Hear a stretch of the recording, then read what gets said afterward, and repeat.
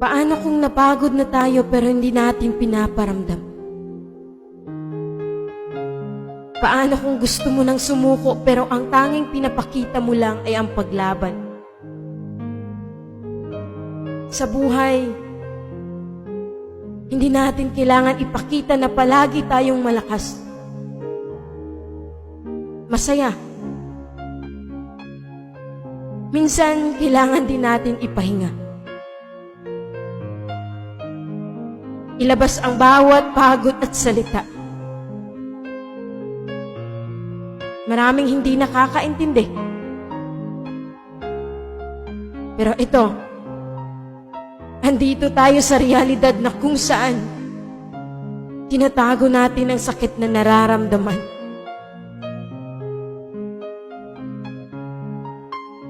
Kailan ba dapat tayo magpahinga?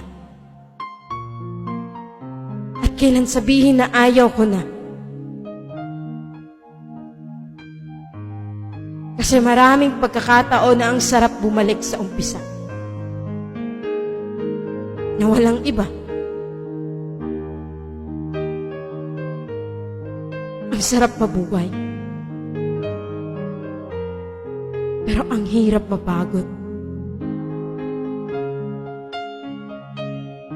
Sa mundong ito, hindi natin kailangan ipakita na masaya pa tayo.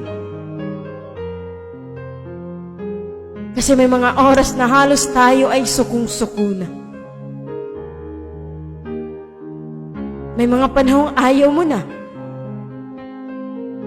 Pero pilit mong iniiwasan. Kasi ikaw lang ang mag-isa.